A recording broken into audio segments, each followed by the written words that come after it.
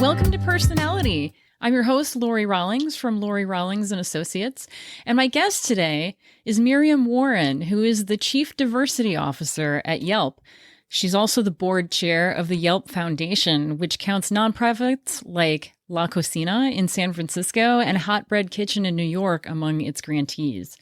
Miriam joined Yelp in 2007, serving in a variety of marketing and operational roles, including leading the company's expansion efforts internationally as vice president of new markets. Presently, she heads a team working at the intersection of culture, engagement, social impact, and diversity, equity, inclusion, and belonging. Miriam has been quoted in the New York Times, Fortune, Mike, and Good Morning America Online, among others. She's previously been published in the Stanford Social Innovation Review and Fast Company and is a frequent speaker and moderator. Miriam, welcome and thank you for being here. Oh, Lori, thank you so much for having me. It's a pleasure. Thank you. It's great to have you. Can you tell us how you got your start at Yelp? Absolutely. So way back in 2005, I was writing reviews on this little known platform called Yelp. And then I became what we call a Yelp elite. So these are the most active and prolific members on the site. Once I joined the Yelp elite squad, it sort of went to my head, frankly. I started telling people that if they played their cards right, they could be my +1 to these amazing parties. And I was also starting to think about, having grown up in Las Vegas and gone to college in the Bay Area, kind of wanting to explore a little bit more of the US, particularly on the East Coast, and thought that I would make a move there. And just so happened it coincided with a role of a community manager, the first community manager in Washington, D.C. And so packed up my things in San Francisco and moved to Washington, D.C. to become a community manager, which I found out was actually a thing I was probably doing for free and had been for many years for all of my friends. And now I got to do it as my job. Wow, that's amazing. So what drew you to working on diversity, equity, inclusion, and belonging issues?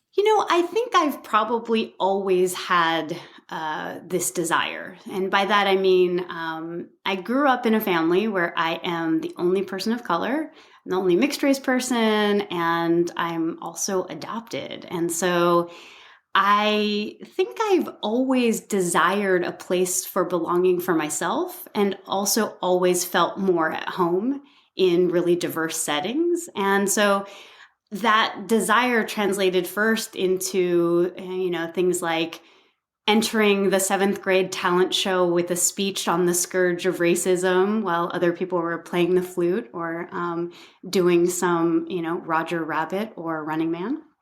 And then in high school became something where I, was the founder of the Multicultural Student Union at my Technology Magnets high school. And then in college, it translated into, majoring in ethnic studies and eventually writing a thesis about, issues of mixed race at the intersection of race, class, gender, and sexual orientation. And from there, I really thought, well, if I'm not going to become a professor, which I certainly thought and considered pretty carefully, but that didn't work out for me. And now I'm kind of glad about that. I sort of thought that this would be something that I could really only talk to people about at dinner parties or over cocktails, like people that I already knew were really interested in the topics. And so it was a little bit of a surprise that I could make a career of this. And I can absolutely say that I think my 7-year-old self would be really delighted to know that I became a chief diversity officer.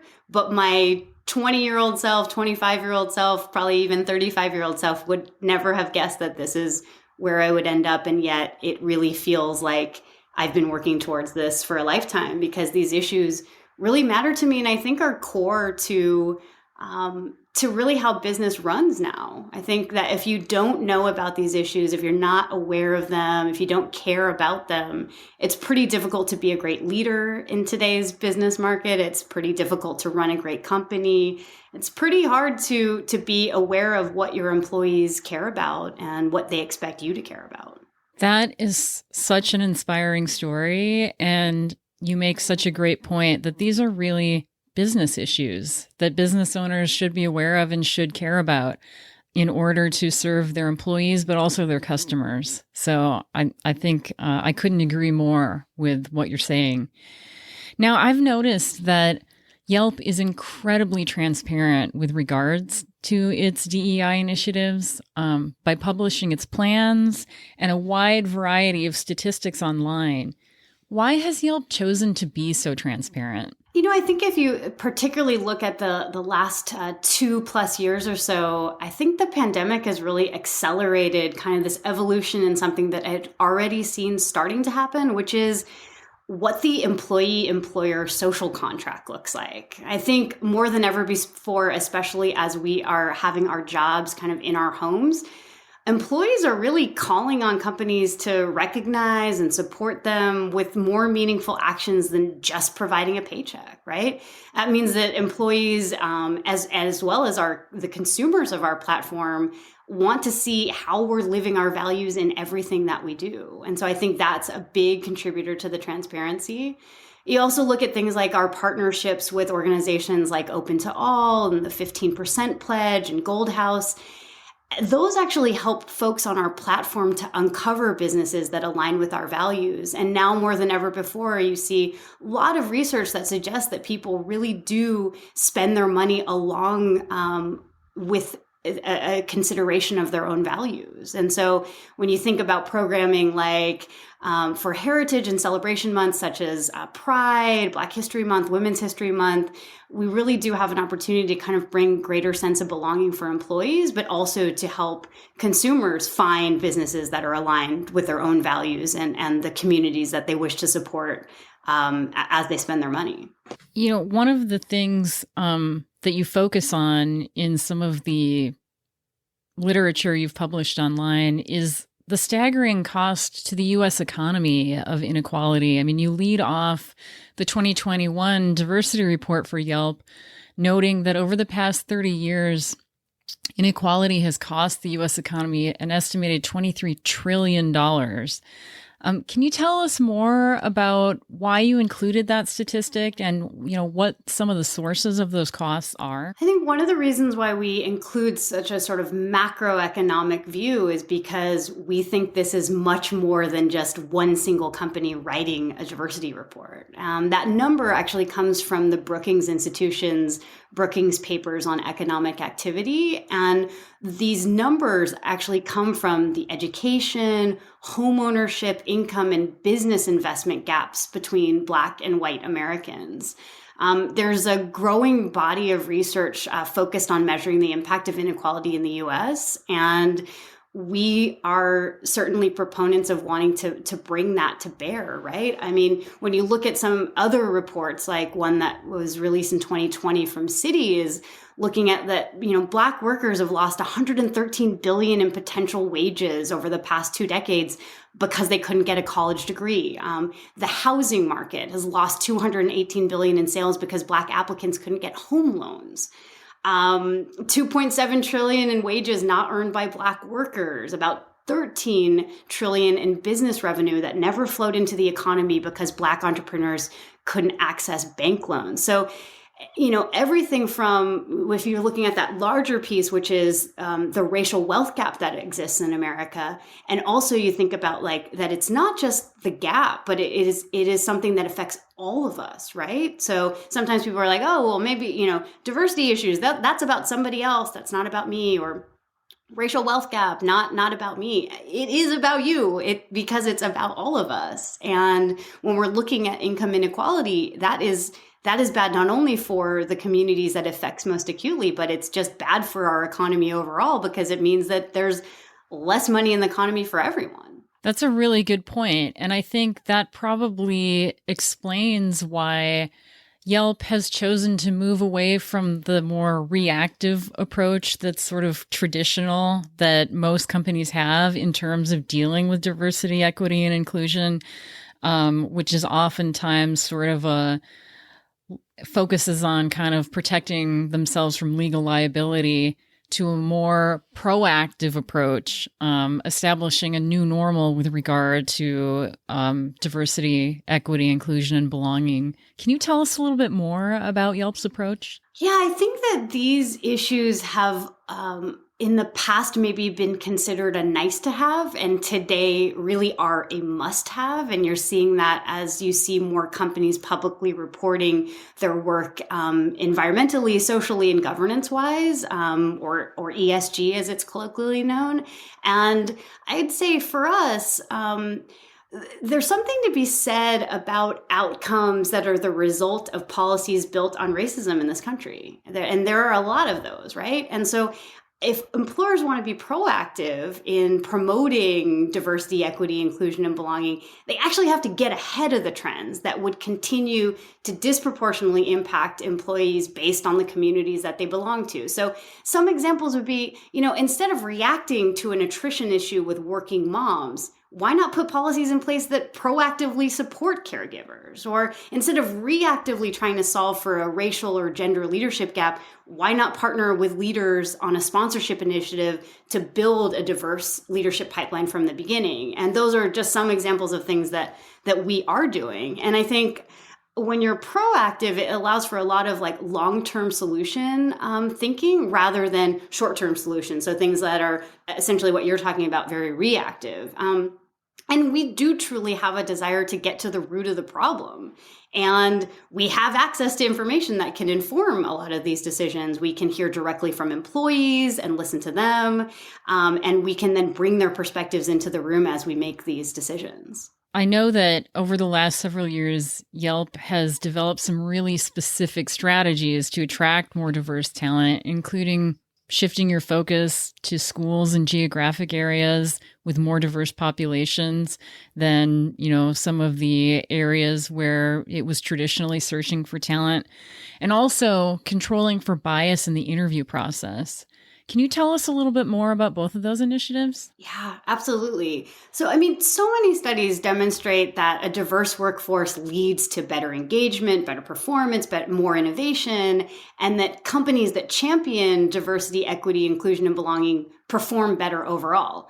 And so when your mission is tied to diversity, equity, and inclusion as ours is, you're actually producing positive outcomes in so many ways if you're intentional about these items. And so one of the things that we think about is really that we want Yelp's employee base to reflect the diversity that exists in the US, globally, and also that exists among our consumers and our customer base, right? Because if we are not as diverse as the consumers and customers that we serve, we miss out, right? We miss out on a whole bunch of different opportunities. And so a few of the ways that we are doing this work is we've become a completely remote company in the past 2 years. Really, we decided on that kind of in the early part of 2020 and have been living into that in the time since. And what that's really meant is that we have a lot more opportunities to recruit from places that we couldn't before. So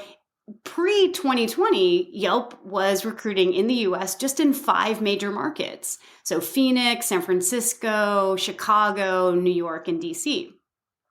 Now we have employees spread all across the nation, and we're also able to take advantage of the diversity that exists in lots of different places that we weren't able to otherwise. I think North Carolina, for example, is a big hotspot for that because there's a lot of really great concentrated talent there that in the past maybe only could take advantage of working at a few banks that are based in that area. But now with remote work, Yelp and other companies who decide to move to this distributed model are able to take advantage of that. In terms of what it means for us to be able to think about the bias that exists in the interview process, I think it's first actually educating all of the people that are involved in the process what their own biases are. And then it's controlling the process such that it isn't up to just 1 or 2 people to decide who gets hired. And also to take as many objective criteria as you can in the hiring process, and ideally to do all of that before you ever meet anyone. And then something else that's been really helpful to us is implementing a diverse slate initiative. And so that really speaks to the fact that if you never meet any folks from underrepresented backgrounds, you're certainly never going to hire them. And so we strive for every position that a hiring manager is opening up, that they would get access to a diverse pool of qualified candidates. And it's already shown certainly some good early returns, and continuing to sort of spread that out, kind of piloted it initially in one area of the business and then spread it further out through the business. And also recognizing that you don't want perfect to be the enemy of good. That, like, I think when you introduce these types of initiatives, I think sometimes there is this desire to make them like work exactly the same in every single place and not take into account all of the differences and nuances of certain aspects of different parts of the business. And so I think we have been able to be pretty open to how that might look while still trying to have that same idea in mind, which is that if every position is accompanied by a diverse pool of qualified candidates, we're going to have a really good chance that we're bringing in great folks and also a really diverse set of workers. I think one of the things that is so interesting to me about the way Yelp has chosen to be so intentional about this process is that it hasn't stopped at just the top leadership level. It's also holding individual department heads accountable for improving diversity, equity, and inclusion within each department. Can you tell us a little bit more about why that's important? I mean, we really feel like every organization should hold their leaders accountable. I mean, championing diversity, equity, inclusion, and belonging should be an expectation, should be, brass tacks for any leader. And so many industries measure a leader's success based on performance.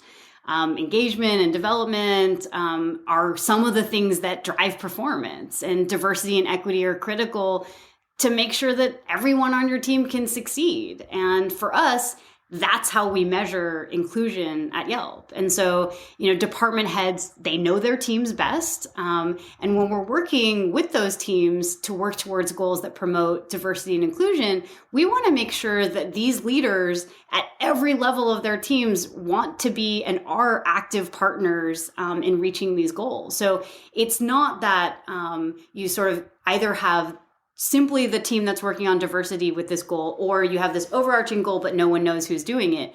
Every leader at Yelp knows what they're doing in relation to this. In fact, something that really gave me such a good feeling and reminded us why this work is so important is that on a recent survey that we gave to employees, we got a score back that was 95% of employees answered favorably to this question, which is my manager, or to the statement rather, my manager creates and fosters an inclusive work environment. And I think that is where you start to see the rubber meet the road in terms of why individual department heads should be held accountable, is because they are the people in the best position not only to make hiring, firing, and sponsorship decisions, but they're also the people who can convey just how important this message is and get that to middle management and others. And I think that's just fundamentally how this work actually happens. That's a really impressive statistic. I'm not sure that I can come up with many other companies where 95% of the respondents would say that diversity, equity, inclusion is a real part of their daily working environment. So that's amazing. And it kind of picks up on another point you made, which is, it's not only the leadership that is involved. It's really everybody who works within the organization who has a role to play in creating a sense of inclusion and belonging. And I think toward that end, Yelp has introduced mandatory company-wide training on systemic racism and institutional bias. Can you tell us a little bit more about that initiative and why it's important? Absolutely. I mean, there's a lot of debate on whether unconscious bias training is effective or should be mandatory. But if we're really going to choose to champion diversity, equity, inclusion in organization, which is we have, we need everyone to be building a knowledge base together, making no assumptions on what employees do or don't know, and moving forward on a learning journey together. I mean, if we have expectations of our employees on how and why they should contribute to inclusion at Yelp, we also need to provide the tools and shared language to help them succeed and take ownership as well. I mean, we want our workforce to take that knowledge and put it into action, but also have the space to reflect and become more equipped over time to really be allies in the workplace, to interrupt bias and to advocate for equity. And I think When you think about diversity training, I'd say most people, maybe minus myself and a few crazy others, like aren't really excited about diversity training. They're like, oh no, an hour of my life I'm never going to get back, or like 6 hours of my life I'm never going to get back. But the way I really look at this is, I think there's another way. In fact, I think that there is a way to meet your employees where they are and to give them really actionable and sound advice that helps them to not just sort of know what the right answer is, but to become fluent in the language. And I think, and what I mean by that is that if you have the type of training which we have, which runs a lot of scenarios, so it's like, this thing could happen, how would you react? Let us give you some examples of possible range of reactions and what we think you might want to do in the future. And the reason why we built it that way is because we heard so much from employees saying, please give us more examples. Please don't just read us definitions and give us a really boring lecture, but like, let us be involved in this. And when you meet employees in that way and you do and treat training in this way, I think then it becomes more of a partnership.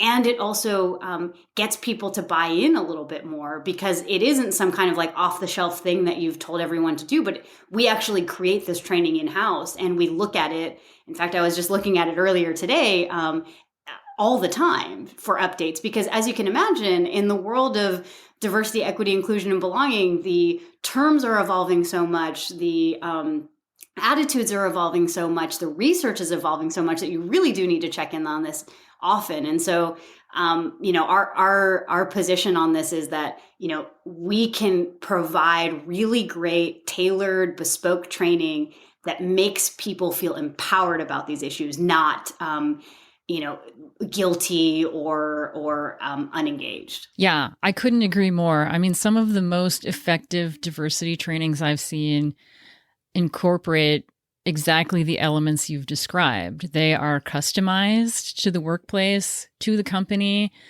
They involve actual real life scenarios that give people a little more insight into what we're actually talking about. Like, what is harassment and discrimination and bias, and how does it actually show up in real life? And why is that problematic? And how can I deal with it? And what can I do as an individual employee to, take a step to change that culture? So I think it's really amazing that you do that. And I would imagine that it's really moving the needle in a way that taking an off the shelf training probably was not working in the past. I mean, have you seen the results bear fruit? I think a big place where you can see this qualitatively is just in how people talk about these issues inside the company. And what I love about it is that they're eager and willing to take these conversations on. And I think what I saw in the beginning of my work in this area was that it was very scary for people. And I think that fear has dissipated over time because it's been replaced with knowledge. I was also reading that one of the other ways that you support employees is actually through different Yelp employee resource groups for different members of underrepresented groups. Can you tell us a little bit more about those? Yeah, absolutely. So our Yelp employee resource groups, or YERGs, because we love acronyms, they serve as a resource for employees with shared social identities, characteristics, or life experiences, and they help to foster employee engagement, professional development, and a sense of belonging. We have now more than 20 YERGs, and they comprise nearly half of Yelp's employee population in terms of people who are involved in them. This year, we established 4 new employee resource groups. YAPI, which is Yelp Asian Pacific Islanders, Mental Health and Neurodiversity, Somos Yelp for our Latinx folks and their allies, and Yelp Ability. And we also hosted our first YERG Leader Summit. And so this summit was really bringing together all of the leaders of the Yelp employee resource groups to have learnings and collaborations and just hear from them, like, what is going on the ground? Because what you can imagine with these groups is that they're great when times are good. So they're great at fostering belonging and engagement. And when times are tough, like an example of, when that community feels targeted either by a law or by something that's happened just in the world in general, they become crucial, right? This becomes a safe haven for folks to be able to come together and get solace from their own community members, to be able to speak freely. And I think that is so important. And it's become so much more important in a time where you're not necessarily in the same physical space as other people. And so we've really pivoted the employee resource program to go from what it used to be, which is very much location specific. So you belong to the Yelp parents group in Phoenix, to now you belong to every Yelp parent that exists globally, and you can all talk together. And I think, frankly, the dynamic of remote and distributed work has been pretty much only positive for the development of our employee resource groups. That's great to hear, because, I know a lot of employers are kind of anxious about this new world of remote work, and whether employee engagement is going to be lost if they remain remote. And it sounds like that's not the case. It's actually improved engagement in some respects. Yeah, I think that one of the things that we did really early on was I encouraged my team to not just think about how we would take in real life events and turn them virtual, but to actually ask ourselves the question, what do people need now? And be open to the fact that we might leave some things behind that we used to do and create some new things, because that's what folks are asking for now, and that we would continue to iterate on that process. And that has been really wonderful for us. I mean, in the past, we hosted something called a Yelp-iversary party. So anyone who is celebrating their Yelp-iversary in that particular quarter, or rather their work anniversary, would come to a party in real life. Obviously, we couldn't throw any parties over the last couple of years. And so instead, we have started to send these Yelp-iversary gifts out to people. And it's allowed us an opportunity to partner with all these incredible diverse vendors, so women-owned businesses and Black-owned businesses and so on, to get some amazing products into the hands of our Yelpers. So hot sauce and popcorn and handmade soaps and all sorts of things like that both speak to the desire and need for supplier diversity, but also just delight our employees who work for a company whose mission is to connect people with great local businesses. And speaking of which, Yelp's diversity efforts have not only been sort of internal facing, but also kind of facing out into the broader community. And I know that Yelp has been using its platform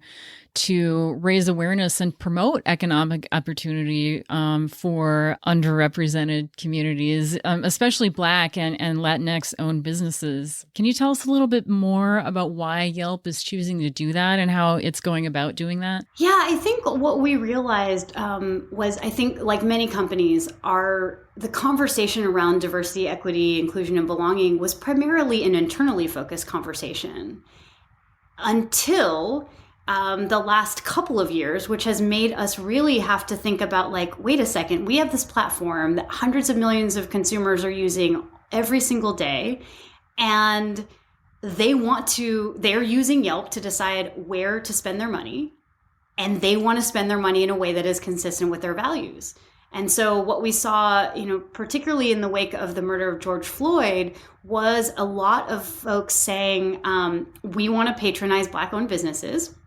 And there was no good way for them to find it. So you saw a lot of circulation of Excel documents and Google documents, trying to help people know in their own communities where these businesses resided. And we already had a women-owned business attribute, and were able to create a Black-owned business attribute at that time, and then continue on with Latinx-owned, LGBTQ-owned, and so on. And I think the reason why this has been so well received by consumers is like, maybe you're willing to decide where you're going to get pizza off of a spreadsheet for like a little while, but that's not really a very sustainable option. And so now not only can you find all these great businesses, but we have a whole series of collections and you can find them in every single place that you go and you can hear their stories. And as a part of our connection to the 15% pledge, which is about making sure that, it's something actually that most retailers use to say, okay, 15% of our shelf space will be dedicated to Black-owned businesses. We're not a retailer and we don't have any shelf space, but we do have events and we do have these care packages that I told you about, and we have all these other things. And so some of our commitments for the 15% pledge include, 15% of our community events hosted at Yelp will feature Black-owned businesses. 15% of the vendors that our team works with for internal events will be from Black-owned businesses. 15% of our Instagram feed content will include Black-owned businesses, and 15% of our lists that focus on businesses will also be Black-owned businesses. So there's a lot of creative ways that that companies can think about how to support communities beyond simply your employee community. That's amazing. I mean, it's amazing the way that Yelp is leveraging its platform and technology to make a measurable difference, both internally and externally, with regard to these issues. And that makes sense because Yelp is a technology company that's very data driven, and it's obviously taken a very data driven approach to its diversity, inclusion, and belonging efforts.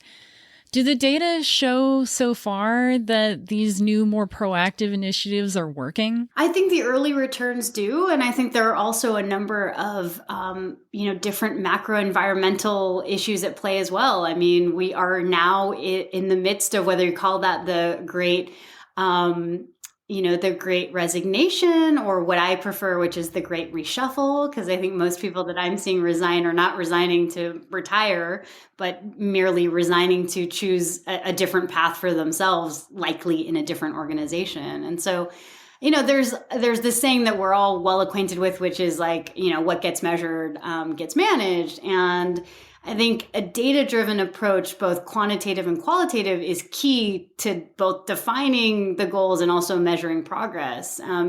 Data also helps to paint a fuller picture on sort of what is working well and where there are opportunities to sort of improve outcomes. And I told you a little bit about the survey that we put out to employees, which is one of the things that helped us to see some of the data on, like, is remote work working for people, and a host of other questions.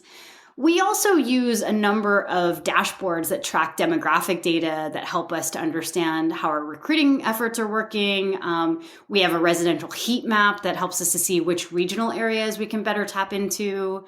And we also believe that disaggregated data helps us to stop treating communities as a monolith and see specific challenges that will help us to better design solutions. So, our report that you referenced earlier in the conversation sort of points to standard questions that provide an opportunity to sort of self-identify your race and ethnicity that lump every multi-racial employee into one group, but their experiences differ in many ways. And so one of the opportunities that we know is ahead of us is to start to disaggregate that data, right?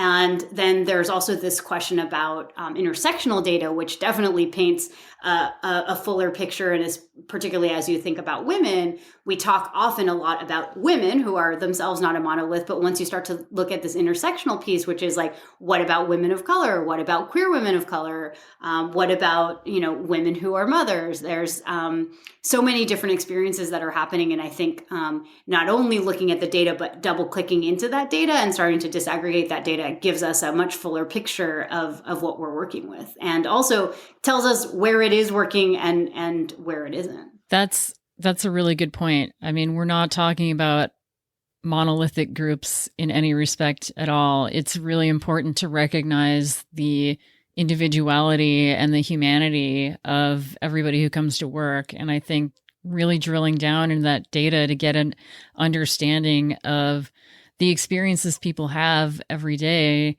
makes a lot of sense, because My experience as a white woman is probably not the same experience that you've had as a woman of color. And I think it's really important to recognize that not all women have the same experience, just the same as not all people of color have the same experience. So this has been a really fascinating conversation, Miriam. I really want to thank you for being here. I'm just wondering if you have any closing thoughts or things we didn't cover that you think our listeners should know about. Wow. Well, we're talking about many of my favorite subjects, and I've so appreciated your questions, Lori. I think there are many things we could keep discussing, but one thing that I think is important for folks to know is that I think the companies that will benefit the most from making diversity, equity, inclusion a core part of their businesses are ones that are intentional about this, right? It's like that intentionality is really, really important. It's, I think, even more important than, the question of budget and who should be doing it and all of those things, which are very important. But I think that intentional placement of saying this is core to who we are and this is a lens through which we will look at all of the work that we do is super important. I think it's also important to mention that, language continues to evolve and there's no excuse for us to not keep on putting the work into learning what that evolution looks like.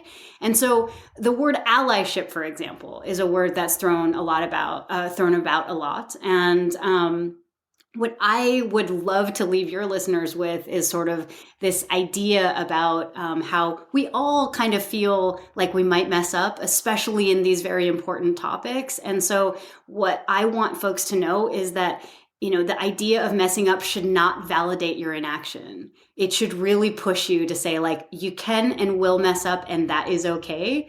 Everyone can be an ally. Most of us hold some form of privilege. And we can use that privilege on behalf of others. And so when you think about like, what could I do today, even if I don't run a company or don't manage people or don't consider myself a leader, everyone can be an ally and everyone can take responsibility for their own education on these topics. And everyone can use their own privilege on behalf of others in big and small ways every single day. Those are really inspiring words on which to wrap up today, Miriam. And I really want to thank you for the work you're doing and for the time you've spent with us today. Oh, thanks so much for having me, Lori. It's been a pleasure. My pleasure as well. And for our audience, there will be links to Yelp's annual diversity reports for 2020 and 21 in the show notes, so you can learn more about the initiatives Yelp is undertaking and some of the data that they're mining.